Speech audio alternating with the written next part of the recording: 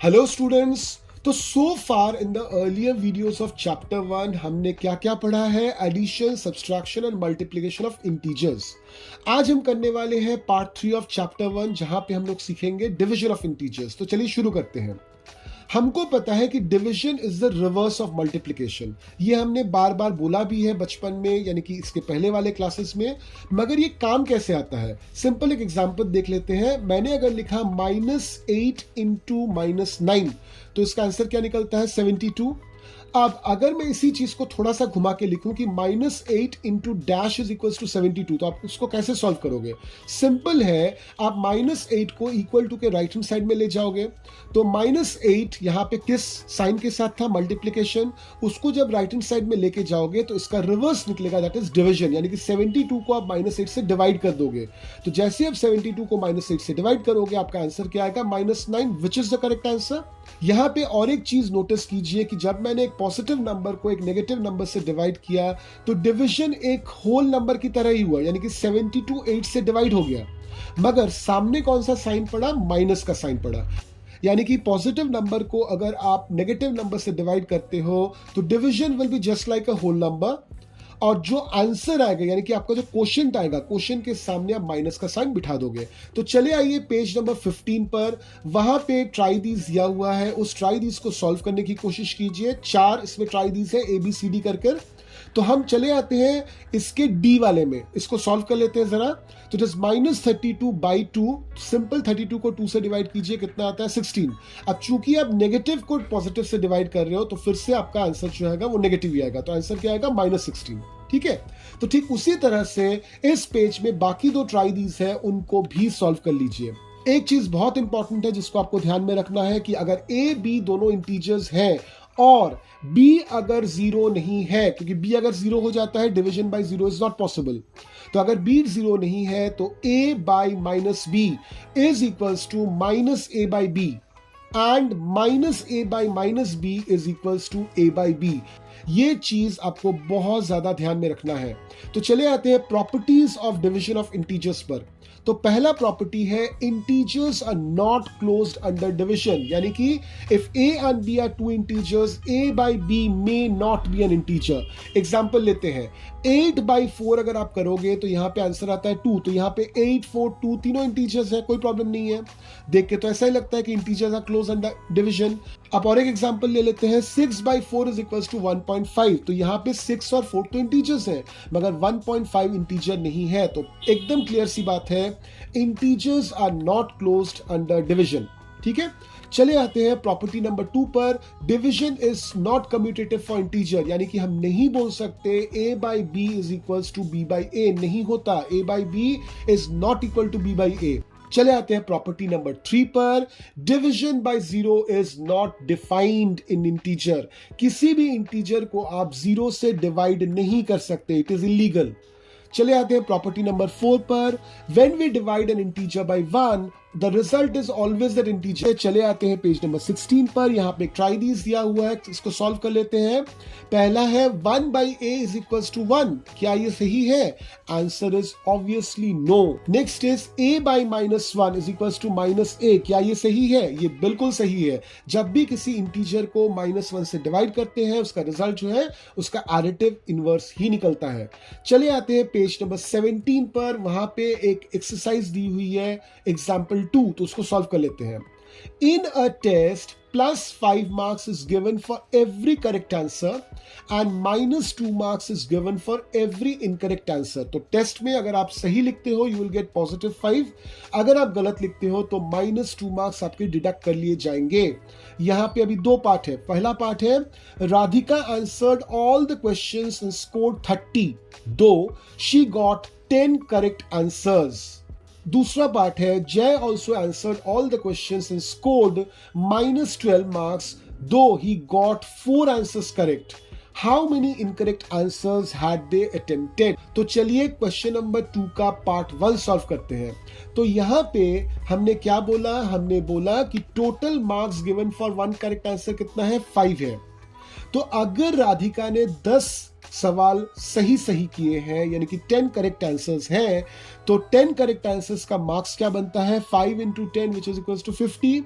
राधिका ने कितना स्कोर किया है? 30। यानी कि कितना इनकरेक्ट आंसर है, तो उसके फुल मार्क्स से जितना आना चाहिए था उसको माइनस कर दीजिए, यानी कि 30 से आप माइनस कर दीजिए 50 को, तो कितना आएगा आपका? -20। -20 क्यों आ रहा है? क्योंकि इनकरेक्ट आंसर है, इनकरेक्ट होने पे मार्क्स घटता है यहाँ पे। अब हर एक इनकरेक्ट आंसर का कितना घटता है? -2। तो कितने सारे इनकरेक्ट आंसर हुए? -20 डिवाइडेड बाय -2। तो माइनस यानी कि नेगेटिव को नेगेटिव से डिवाइड कर रहे हो तो आंसर आपका पॉजिटिव निकलेगा, और 20 को 10 से डिवाइड करोगे तो आंसर आपका निकलेगा 10, यानी कि यहां पे आंसर होगा 10 इनकरेक्ट आंसर्स बाय राधिका। चले आते हैं पार्ट 2 पर। यहां पर जय ने 4 आंसर्स सही लिखे हैं, तो what is the marks scored for 4 correct answers? It is 5 into 4 which is equals to 20। Jai का टोटल स्कोर कितना है? -12। तो उसने कितने इनकरेक्ट आंसर्स दिए हैं? जो मार्क्स आया है उसमें से माइनस कर दिए जो आना चाहिए था, यानी कि -12 -20 तो कितना आता है? -32।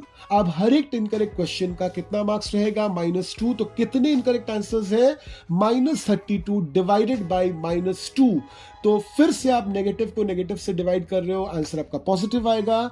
32 को 2 से डिवाइड कीजिए, आंसर आपका आएगा 16। क्लियर? सो इस तरह से हमारा क्वेश्चन नंबर 2 सॉल्व हो जाता है। तो चले आइए आप एग्जाम्पल नंबर 3 पर।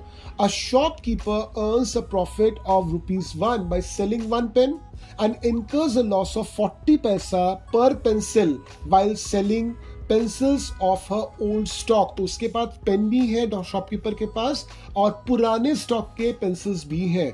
तो हर एक पेन जब वो शॉपकीपर बेच रही है तो उसको ₹1 का फायदा हो रहा है, यानी कि +1 उस पे आ रहा है। जबकि पुराने स्टॉक का पेंसिल है ना, तो उसको स्टॉक निकाल देना पड़ेगा, तो उसको लॉस भी हुआ तो वो स्टॉक निकाल देगी। तो हर एक पुराने पेंसिल को जब वो बेच रही है उसको 40 पैसे का नुकसान हो रहा है, यानी कि -40 उसका इनकम हो रहा है। चले आते हैं पॉइंट नंबर 1 पे। In a particular month she incurs a loss of ₹5। In this period she sold 45 pens. How many pencils did she sell in this period? And question number 2 is, in the next month she earns neither profit nor loss. If she sold 70 pens, how many pencils did she sell? तो चलिए इसको solve कर लेते हैं। तो चलिए आते हैं फर्स्ट पोर्शन को सॉल्व करने के लिए। एक पेन बेचने पर what is the profit? It is ₹1। उसने कितने पेन बेचे? 45 पेन बेचे, तो उसको प्रॉफिट कितना होना चाहिए था? 45 into 1 विच इज 45। अब टोटल लॉस क्या हुआ उनको? -5। क्यों माइनस बता रहे हैं इसको? क्योंकि लॉस हुआ है, पैसा उनके पॉकेट से निकला है। अब हम निकालते हैं कि उनको लॉस कितना हुआ। तो लॉस कितना हुआ, इसके लिए हम क्या करेंगे? टोटल जो उनको लॉस हुआ है उसमें से हम प्रॉफिट को घटा देंगे, यानी कि -5 से हम 45 को माइनस कर देंगे, यानी कि कितना निकलता है? -50 रुपीज। इसको पैसे में कन्वर्ट कीजिए तो कितना आएगा? ₹1 में 100 पैसे होते हैं, तो 50 रुपीज विल हैव 50 into 100 पैसा, तो क्या आएगा? -5000 पैसा। So this is the loss which she has incurred. अब एक पुराने पेंसिल को सेल करके कितना लॉस हो रहा था? -40 पैसा। तो टोटल पेंसिल्स उन्होंने कितने सेल किए? It is -5000 divided by -40। चले आते हैं पार्ट 2 पर।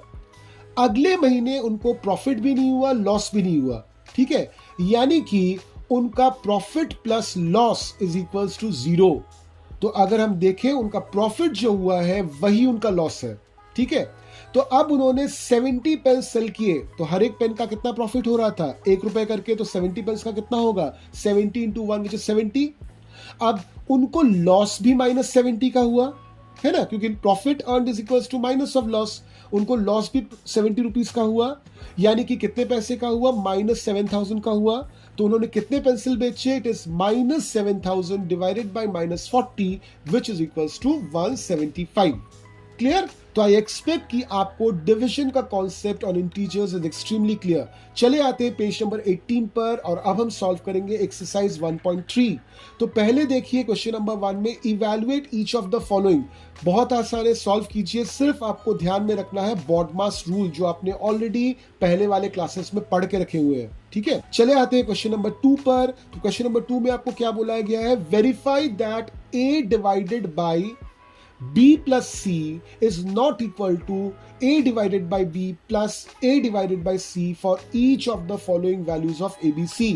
तो यहां पर इसको एक बार हम सॉल्व करके देख लेते हैं। किससे हम सॉल्व करेंगे? क्वेश्चन नंबर 2 के ए से। क्या दिया हुआ है यहाँ पे? a is equal to 12, b is equal to -4, c is equal to 2। तो अब पहले निकाल लेते हैं a by B plus c, यानी कि 12 बाई ब्रैकेट में -4 प्लस 2, यानी कि क्या आता है 12 बाई -2, क्या आएगा आपका आंसर? -6। अब सॉल्व करते हैं ब्रैकेट में a by B plus bracket में a बाई सी को, यानी कि 12 बाई -4 प्लस 12 बाई 2। तो 12 बाई -4 कितना आता है? -3। 12 बाई 2 कितना आता है? 6। तो -3 प्लस 6 इज इक्वल टू 3। तो यहां पे आपको क्या दिख रहा है? लेफ्ट हैंड साइड का जो वैल्यू आया था दैट इज -6 और राइट हैंड का जो वैल्यू आया दैट इज +3। क्या ये दोनों इक्वल है? नहीं इक्वल है ना। तो यही आपको प्रूव करने के लिए बोला गया था। तो आप बोलोगे hence proved a by B plus C is not equal to a by B plus a by C. ठीक इसी तरह से आपको पार्ट बी भी सॉल्व करना है। चलिए आइए क्वेश्चन नंबर 3 में फिल इन द ब्लैंक्स। थोड़ा सा दिमाग लगाइए। यहां पर division is the reverse of multiplication वाला कॉन्सेप्ट आपको लगाना है, तो आसानी से आप क्वेश्चन नंबर 3 को सॉल्व कर पाओगे। चलिए आते हैं क्वेश्चन नंबर 4 पर। काफी आसान है, आराम से इसको आप सॉल्व कर पाओगे। चलिए आइए क्वेश्चन नंबर 5 पर। चलिए इसको हम लोग सॉल्व करेंगे। तो क्वेश्चन क्या है देखिए, the temperature at 12 noon was 10 degree above zero if it decreases at the rate of 2 degree per hour till midnight. At what time would the temperature be 8 degree below zero? What would be the temperature at midnight? यानी कि दोपहर 12 बजे का temperature कितना है? 10 degree above zero, यानी कि +10 degree centigrade. अब आपको क्या बोला है कि दोपहर 12 बजे से रात के 12 बजे के बीच में हर घंटे में टेम्परेचर 2 डिग्री कम होता जा रहा है। ठीक है, अब आपसे पूछा है यहाँ पे 2 सवाल। पहला है 8 degree below zero. 8 degree below zero मतलब क्या? -8 डिग्री सेंटीग्रेड। तो -8 डिग्री सेंटीग्रेड कितने बजे रिकॉर्ड होगा? और दूसरा है टेम्परेचर मिडनाइट में क्या होगा, यानी कि रात के 12 बजे टेम्परेचर की वैल्यू क्या होने वाली है। तो चलिए इसको हम बहुत ही ध्यान से सॉल्व करते हैं। तो हम क्या क्या जानते हैं? Temperature at 12 noon is 10 degree centigrade.